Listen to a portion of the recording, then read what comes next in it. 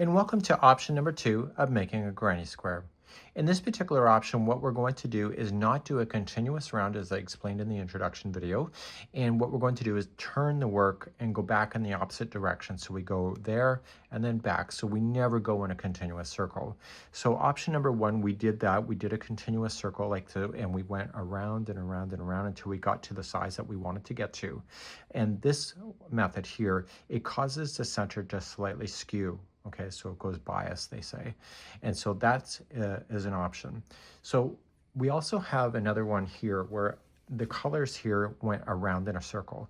So if you go and just follow it around, you're going to notice that even when we got to the next round, it looks like it's continuously going like so. The method that I'm about to show you here in method number 2, this would not happen. So it would be a definite line down one corner here that would look out of place. And I have an example to show you. So this is an example here. So we've gone around and we came up and we attached and then we went back in the opposite direction. And then we came around, and when we build up, we came up and then went back in the opposite direction. So you're going to notice is that when it does that, you get two that build on top of each other, but the other half of the corner will look out of place because it's never going to be the same color ever. So it's just going to come back around. So when I hit this blue, I stopped, I connected, I turned it, and I went back in the opposite direction. The bigger that you go for this, the more this stands in your face. So if you were working with a color that is doing something like this, you may not want to choose this option unless this does not bother you, but it bothers me. It just makes my skin crawl, for a lack of a better term. So I would never take my eyes off this color or off this corner because it'll always look here. So in my opinion, the white should have come around and continued along, but it went there and we went back in the opposite direction. So you have to determine what you want to do. You can still control your colors doing this particular concept if you were doing regular solid colors and etc. But with the self-striping yarn such as this, you'll end up with this.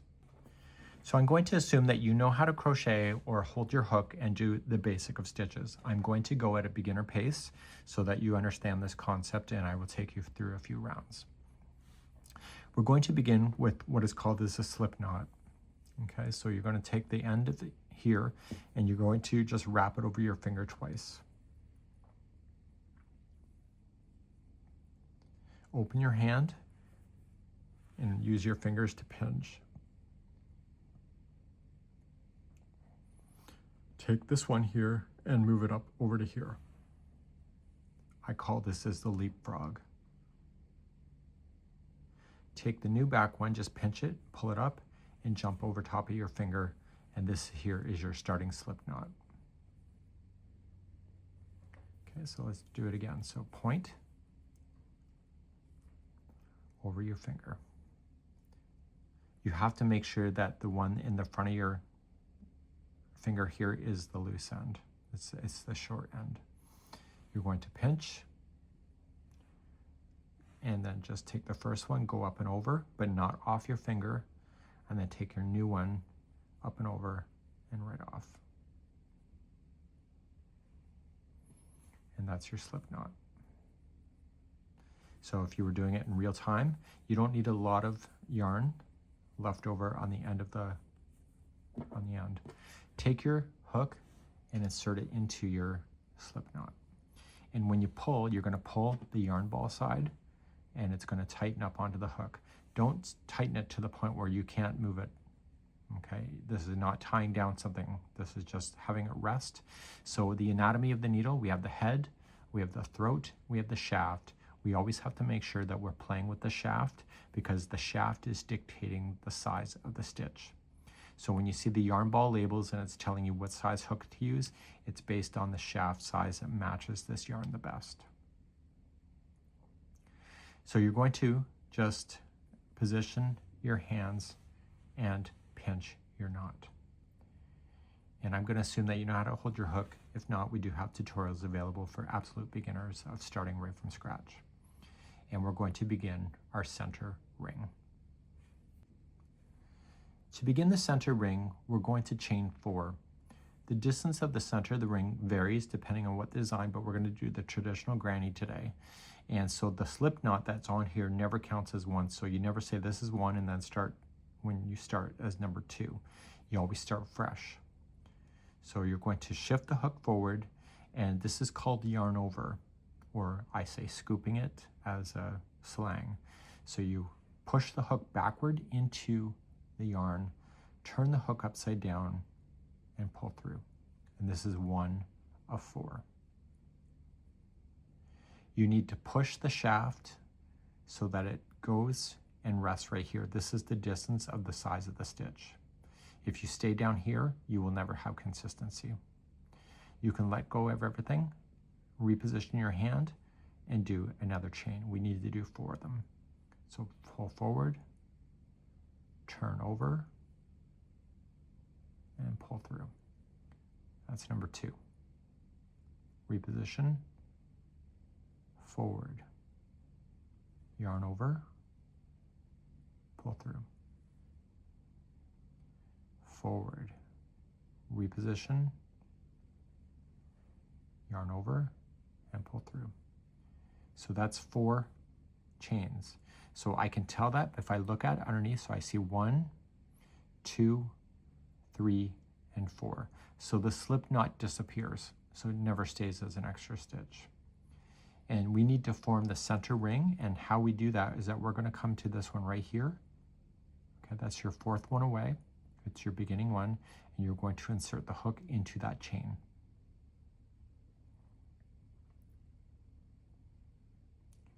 You're going to yarn over, scoop the yarn, and pull through the chain there, and also through the other loop that's on the hook. And what this has done is it's turned the chain so it's into a circle. So this is called the center ring. In patterns it says crochet into the ring. This is your ring. You are going to take the loose end now and just wrap it around the outside of that, and as you're crocheting round number 1, you're going to trap that into position. And we're going to begin round number 1 next. So I'm going to teach you my method on how I prefer to start and how I prefer to connect. If you know a different way and you prefer a different way, by all means, do it your way. You're going to chain 3. This counts as your first double crochet. So wrap the hook. So yarn over, pull through once, and do that 3 times. So we got once, reposition, push the hook forward, yarn over, pull through, push forward, reposition, yarn over, and pull through, and then push the hook forward. So you have it technically 3 chains there. That is the equivalent of double crochet. And in the center ring, we're going to apply 2 double crochet. So when you're crocheting, crochet right up over top of this straggler to catch it into that interior of that ring. To do a double crochet, you are going to wrap the hook, so yarn over, and take it with you to go right into the center of the ring. You can open it up with your fingers if you don't see it, but it will stay open once you start playing with it. And then just stick your hook into the ring. Yarn over, pull through. This now attach that stitch to the ring, and there's 3 loops on your hook. You are going to yarn over and pull through just 2 loops.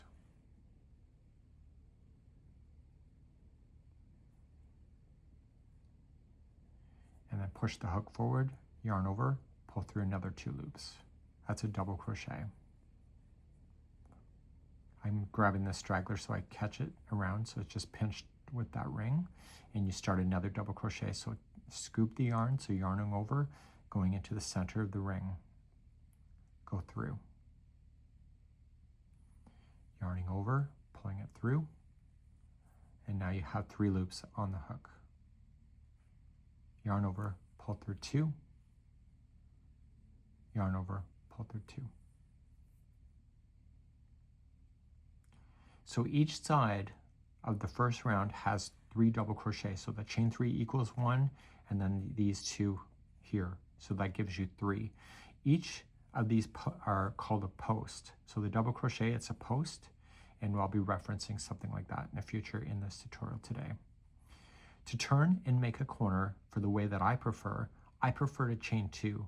Other designers prefer to chain 3. I think chain 2 looks better, but that's my opinion. You decide what you prefer. So I'm only going to chain 2, so move the hook forward, yarning over, pulling it through that loop. That's a chain. Move the hook forward, yarning over, and pull through. That's 2 chains. We're going to go back to the center of the ring and apply 3 double crochet into the ring. So you're going to yarn over and take it with you to the center of the ring. So it just is wrapped around your hook. Yarning over, pulling it through. And if you look at it, there's only 3 loops on your hook. Move forward, yarning over, pulling it through 2. Move forward, yarning over, pulling it through 2.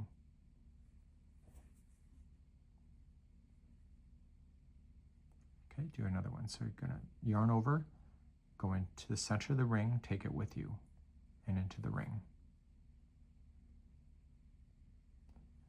You're going to yarn over, pull through. Yarn over, pull through 2 loops. Yarn over, pull through 2 loops.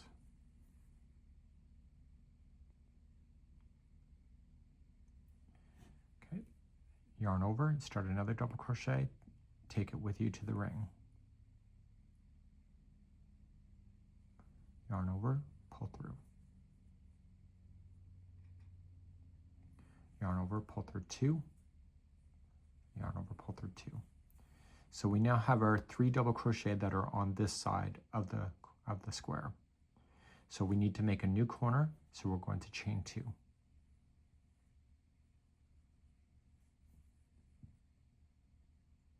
See how the straggler is getting buried inside the stitch? That's what you're looking for, so you don't have to weave that in with the tapestry needle later. Place 3 more double crochet into the ring.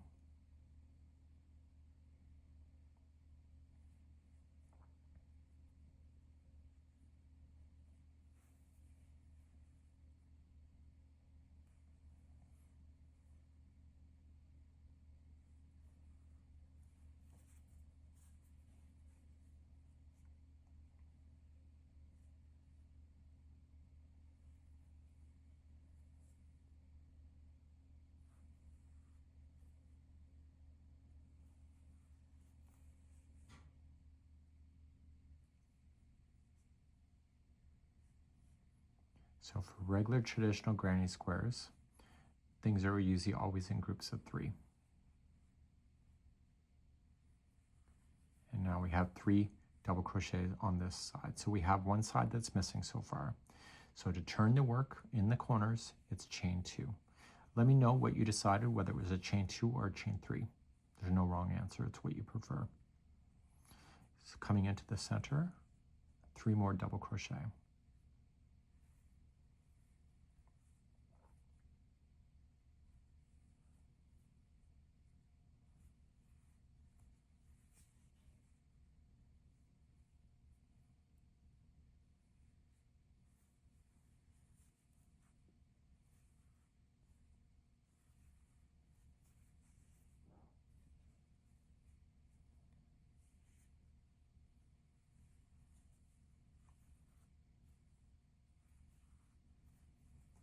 So now we have all 4 sides done. So what's missing is the beginning corner. This is the way that I prefer to connect. If you want a different way, here's the thing. If you chain 2 like it normally says and slip stitch to the top of the chain 3, let me just demonstrate and show you. What happens when you start the next round, see where the hook is? You're actually sitting over top of our first stitch, but you still have this corner to make. And what this does is it causes the whole pattern to kind of twist. So what I wanted to show you here is do a half double crochet join. So instead of doing the chain 2, I'm going to use a half double crochet join and go to the top of the chain 3. So here, follow it up, there's the top, there's the top, there's the top. And you're going to wrap the hook going right into the top stitch of that chain 3. yarn over, pulling it through, and we're not double crocheting, so when we yarn over, we're going to pull through all 3. And this is the equivalent of a chain 2 space. So when you start with half double crochet, normally you chain up 2, that's chain 2 equals a half double crochet, and there's chain 2s on the corner, and that's why we're doing that. So if you wanted a chain 3 space, you would chain 1 first, and then a half double crochet join to do what I'm showing you here. Now in method number 1, we chained up 3, and then we kept going in the same rotation. But in this method, to keep it the center from twisting, we are going to turn the whole square upside down and begin to work on this going in the opposite direction. And this is what's causing that self-striping to have a break in the corner that doesn't look consistent like the rest of the corners. Let's begin round number 2. In round number 2, right where you're sitting, you are going to chain 3. So 1, 2, and 3. Notice how the last row looks different than what you were looking at before. You want to make sure in this method, when you're doing this, that every other row looks like this. This is the back side or the wrong side of the stitch. So you're going to apply 2 double crochet right into that same join with the half double crochet. So treat it like a chain 2 space, because that's what it is. So yarning over and put in 2 more double crochet right into that corner space.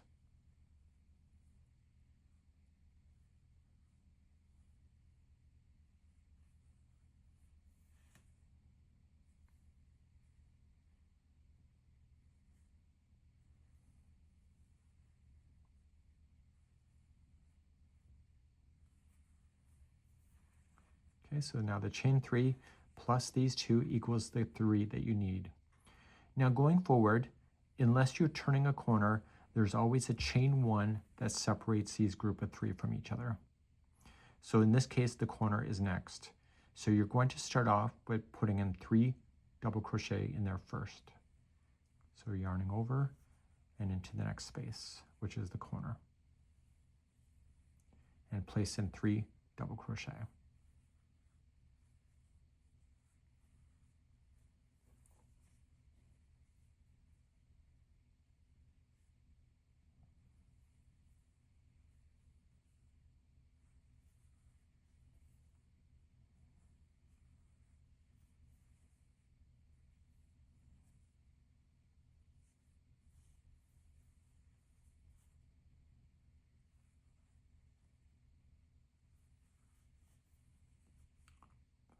Okay, we have to officially turn, so whenever you're turning a real corner, you'll chain 2.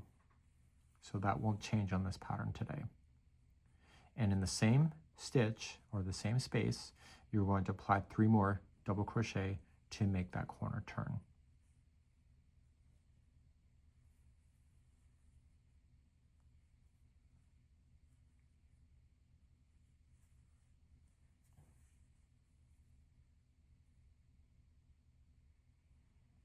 So crocheters tend to like granny squares, not everybody, but it goes fast.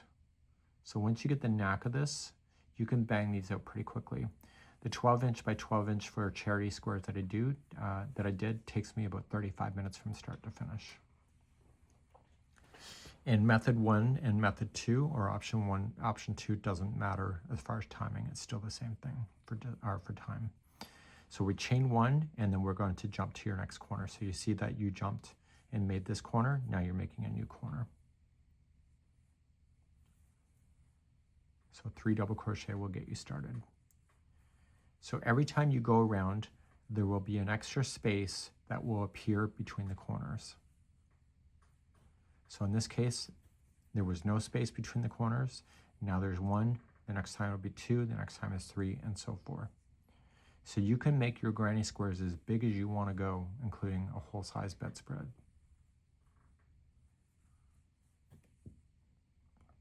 Okay, chain 2 turns the corner, and then 3 double crochet back in.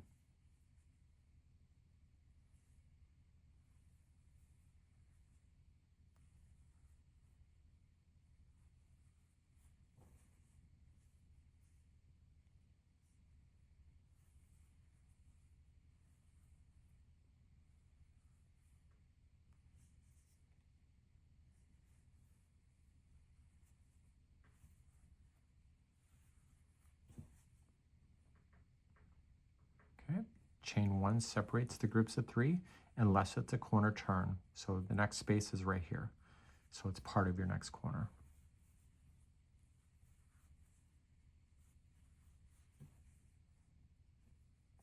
So it's 3 double crochet to start.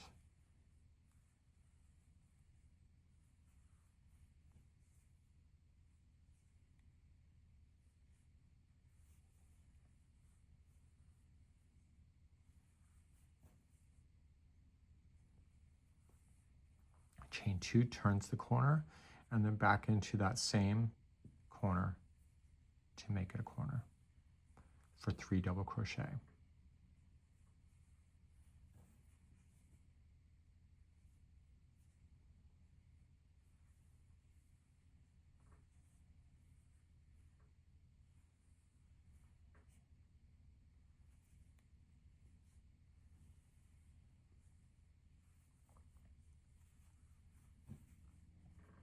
So I can see that this corner is partially done. So this is my last side I'm working on. So I chain 1 and I go into this is called the beginning corner space because the first portion of the corner is already done. So we're going to come in here and we're going to put in 3 double crochet.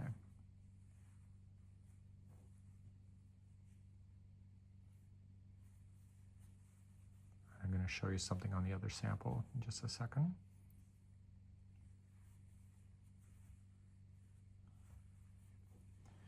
And then we have our final to attach. Now on the other sample that I had, if you look really carefully, let's find where it is. This is, see, this is the connection spot. Do you see how this blue is here? This is because we use the connection and it will always be visible. So do you see it here? This is the white connecting. So that's what also looks out of place. It only looks in place when the color on the other side of the square or the other side of the corner is the same. So I want to do a half double crochet join to the top of the chain 3.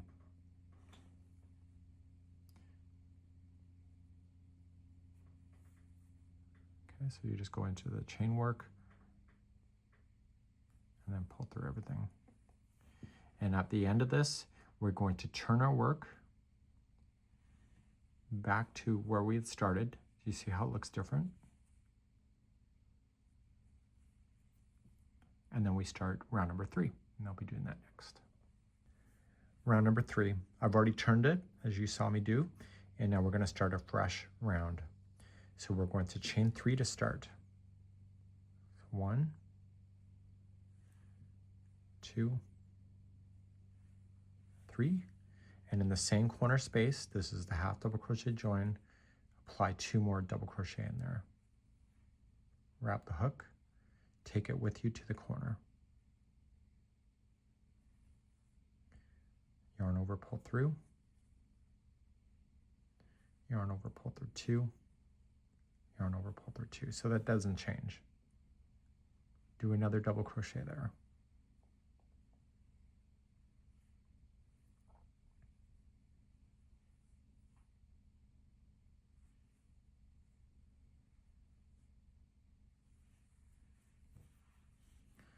Okay, and so we are going to move along.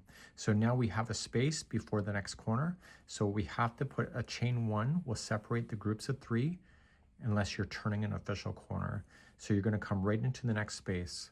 This is why crocheters love this kind of stitch, because you just got to look for a big space. And you're going to apply 3 double crochet right into that space.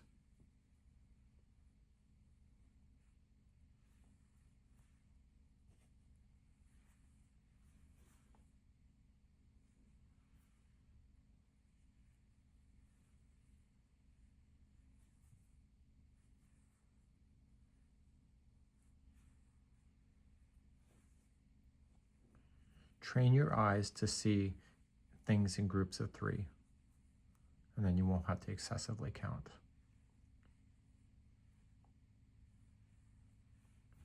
So now you see 3 double crochets that are there.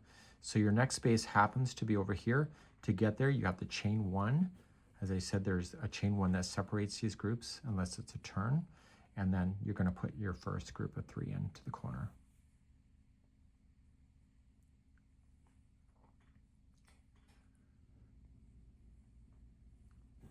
So could you do this concept with other types of granny squares? Absolutely, 100%. The color of the yarn matters, in my opinion, on how it flows, but that's my own thought. Once you see the 3, we're going to turn the corner to make a new corner. So chain 2 and place in 3 more double crochet into that corner.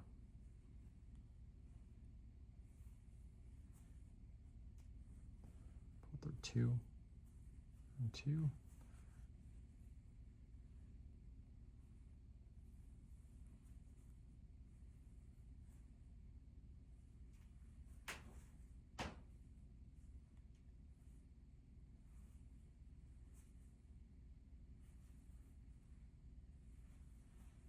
Once you see your new group of 3, you go to your next space, but you have to chain 1 before you get there, and then apply another 3 into the space.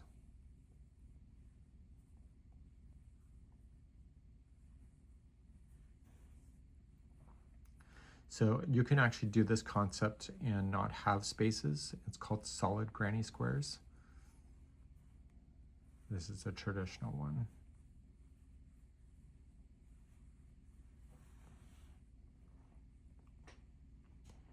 Okay, chain 1, and the corner happens to be next. So you start the first half of the corner, 3 double crochet.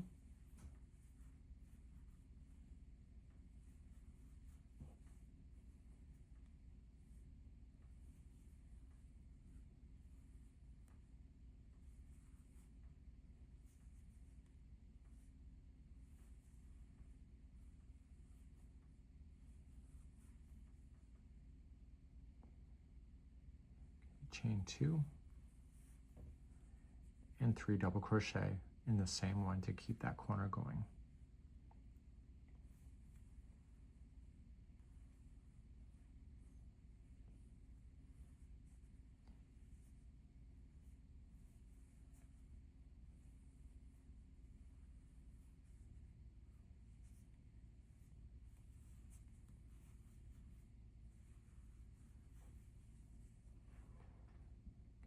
So now we're on this side, chain 1 before you start and place 3 double crochet into the next space that you see.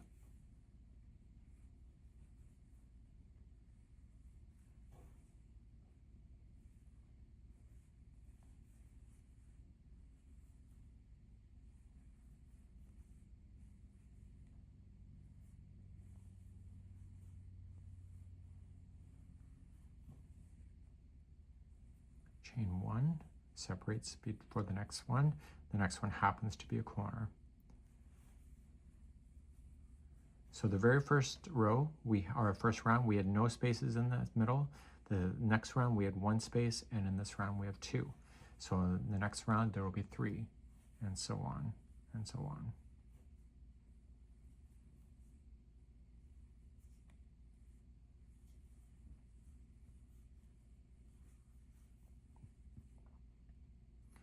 Chain 2 to turn, and 3 double crochet into there.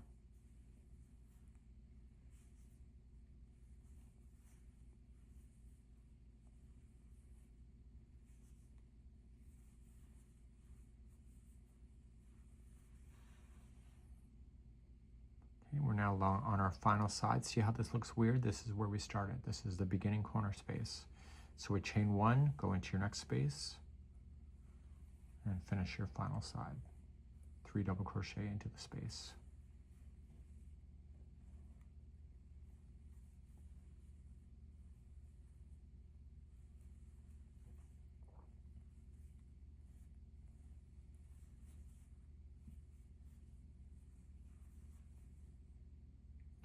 Chain 1, and your next space is the corner. This is where we started. So we're going to place our 3 double crochet in there first.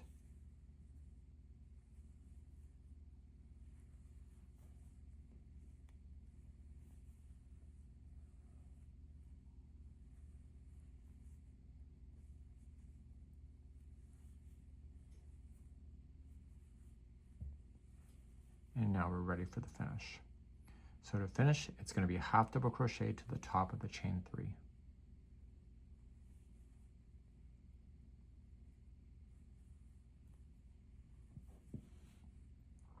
And because this is the end, we turn our work and go back in the opposite direction for round number 4. So now everything until you get to the size that you want to do is done the same way. So we'll get you started on round number 4. So you're going to chain 3. I've already turned my work, you saw me do it, and place in 2 more double crochet into this corner space.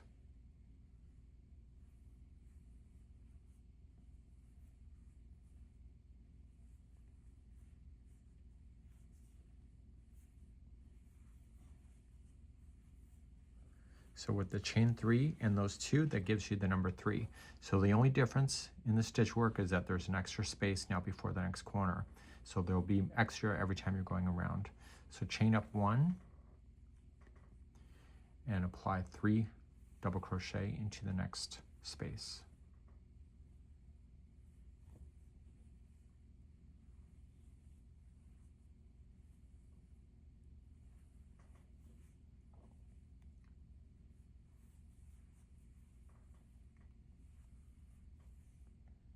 Chain 1 separates the groups of 3, come into your next space. You're not in a corner yet. So you're really primarily looking for those corners.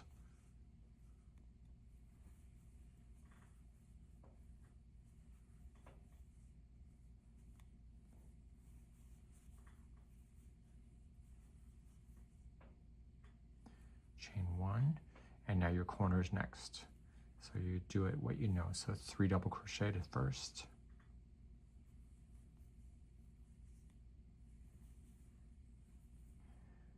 So what I'm going to do is that I'm going to get myself around, okay, and then I'm going to show you how to fasten off, so weave in your ends, but I'm going to show you joining a new color just in case you need that option.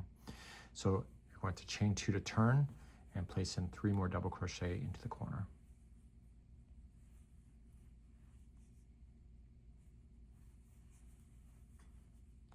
So what I'm going to do now is just put me on pause, or you put me on pause, and I will see you at the end of the round, and I'll show you how to finish off. So just chain 1 before you do the groups of 3, and then 3 double crochet, chain 1, 3 double crochet in, chain 1, corner, and so on. I'll see you at the end of the round in just a moment. So I'm coming all the way around. See how it looks weird? That's because half of it's done. I've already chained 1 and applied 3 double crochet. So let's pretend that I'm done my square, and I'm going to add a new color in just a few moments. But so if this was the last round of this color, I would not do a half double crochet join. I would chain 2 and slip stitch it here. So if you want to keep this color going, do the half double crochet join, turn it around, and keep on going, and then turn it around at the end of that round, and so on. So if it's the last one, just chain 2 and slip stitch to the very beginning, top of the beginning, and slip stitch. Now I'm going to show you how to weave in the ends. So just leave it long enough that you can get it through a tapestry needle. You're not going to want to weave these in with your hook because they'll fall out. Take the strand and pull it through the final loop and give it a good tug. This will never fall out now, but this here will fall out. I want you to put this onto a tapestry needle, and I want you to weave this in the corner. Okay, so I'm going to turn it around and see where I am right now. I'm going to weave this through. It's better if you weave this through not just the strands, but actually through the plies. Don't be afraid to break apart the plies, because if this gets really stuck, you'll be happy about that. You're going to go through a slightly different path back in the opposite direction. See how I'm staying within this corner. Especially if I want to join new yarn, this will stay right in the corner itself, so it will not impact the look of the other stitches.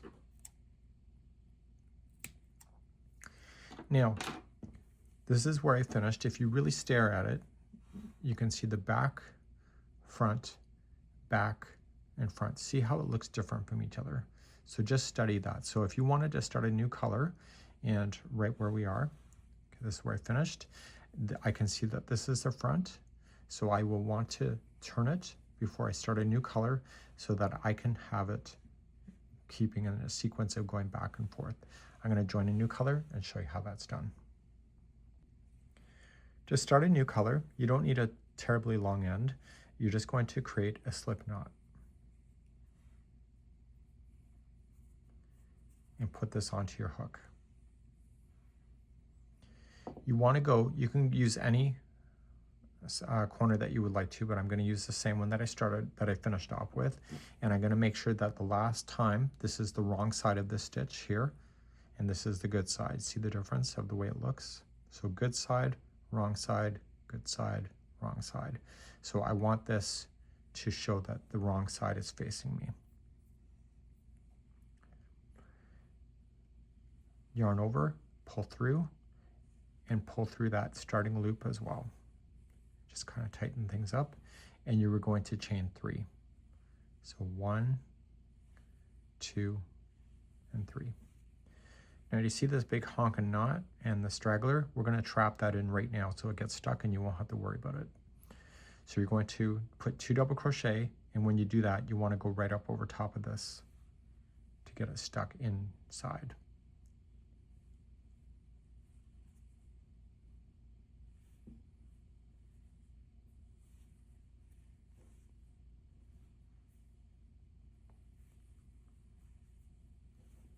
So this straggler should look like it's coming from the inside of the stitch, which it is. Just toss it out of the way because you can't really drag it to the next one because then it will be obvious. Just toss it to the back and we'll get rid of that in a few moments. You're going to start the sides just like you know. So you're just going to chain 1 and you're going to fill in each of the spaces with your 3 double crochet.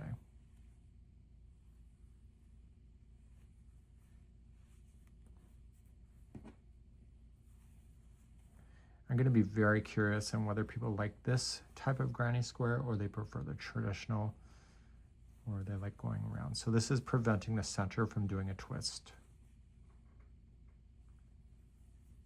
So every time there's a group of 3, chain 1.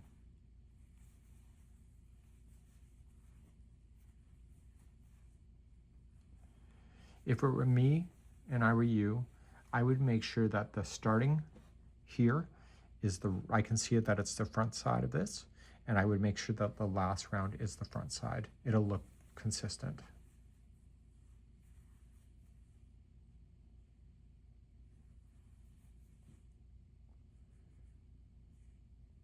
Okay, just keep on going. Don't forget to chain 1 in between the groups. So you can see there's an extra group now placed in because there was an extra space created. So every time you go around, there's more spaces. Chain 1, and now the corners here. It's going to be 3 double crochet.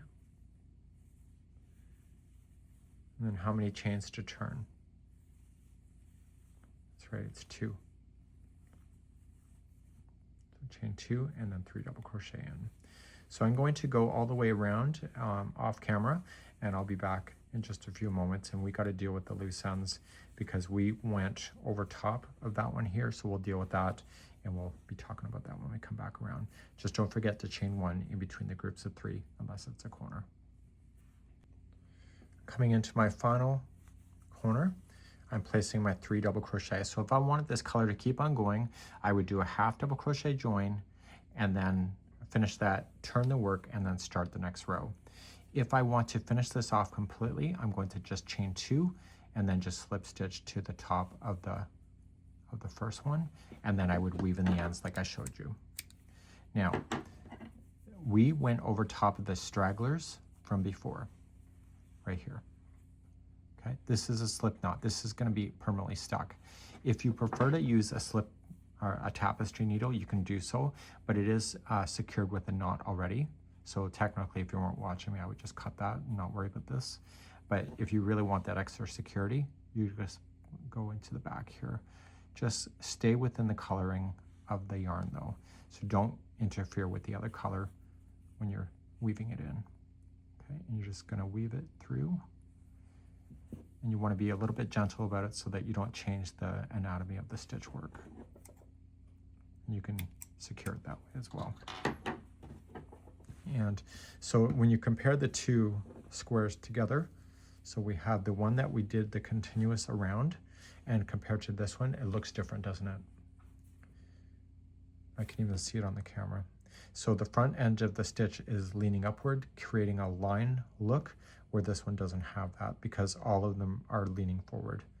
So like that. So it looks a little bit different, but you got to decide what you prefer. There's no right or wrong answers when it comes to crochet. It's really a personal touch.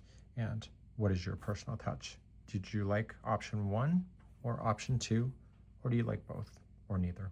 That's it for today. We hope that you've enjoyed.